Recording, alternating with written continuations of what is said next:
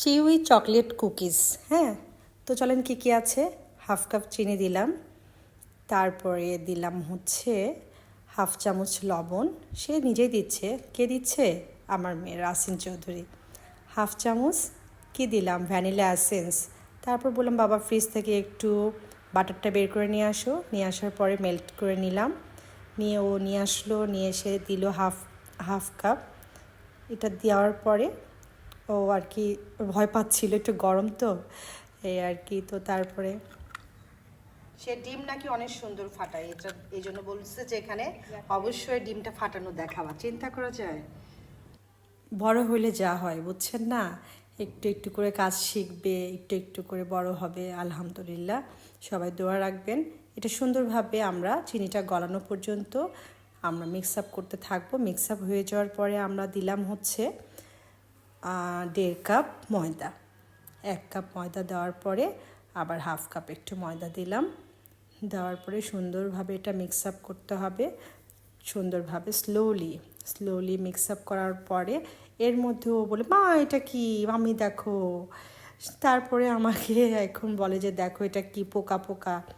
আমি এখন চিন্তা করতেছি এটা তো পোকা থাকার কথা না। হ্যাঁ দেখছেন, এটা কালো পিঁপড়া। সেটা দেখে অস্থির চিল্লা চেঁচামেচি যে হ্যাঁ পোকা বের হয়েছে খাবারের মধ্যে। তো তারপরে ও মিক্স আপ করতেছে, হাত মাখায়, সে খুব মজা পাচ্ছে যে সে করতেছে। সো একটু হেল্প করলাম। মায়ের কাজ আর মেয়ের কাজ তো সমান হবে না, তাই না? ছোট মানুষ চেষ্টা করতেছে কিছু একটা করার, ওকে আর কি হেল্প করার চেষ্টা করতেছি। সো ক্লিনভাবে প্রপার ওয়েতে একটু মিক্স আপ করে দিলাম। তারপরে একটু র্যাপ করে নিলাম, কারণ এটা একটু সফট আছে। কিছুক্ষণ ফ্রিজে রেখেছি 10 মিনিটস। রাখার পরে যখন একটু দেখেন কি সুন্দর একটু হার্ড হয়ে গেছে, স্টিকি ভাবটা আর নাই। আগের মতো কিন্তু স্টিকি না, একটু শক্ত হয়েছে। তো তারপরে আমরা ছোট ছোট করে গোল গোল করে বসিয়ে দিলাম। দেওয়ার পরে যে ওভেনটা একটু প্রিহিট করে নিয়েছিলাম 10 মিনিটস। দেন ও এটা ভিতরে ঢুকাইতে নিয়ে আমি ধরলাম যে না, হাতে লেগে যেতে পারে, বাবা তুমি সরো। আমি আর কি ছোটো ছোটো কাজে ওকে হেল্প করেছি, ওরই আর কি সব ইচ্ছে ও নিজে নিজে করবে। তো আমি আর কি হেল্প করলাম। আর 180 ডিগ্রিতে অনলি 20 মিনিটস পরে হয়ে গেল। আলহামদুলিল্লাহ, লুকটা আপনারা দেখতেই পাচ্ছেন কত সুন্দর।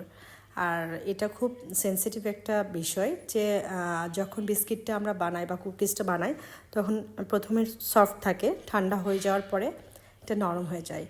সো মেক শিওর যে ওভার হিটেড যেন না হয়, ঠিক আছে? ওকে খুব সুন্দরভাবে ও পরিবেশন করছে ওর ফেভারিট জিনিস দিয়ে। সে ফটো সেশন করলো কিছুক্ষণ আর কি। এই তো দোয়া রাখবেন আমার মেয়ের জন্য এবং ছেলের জন্য। আল্লাহ হাফেজ।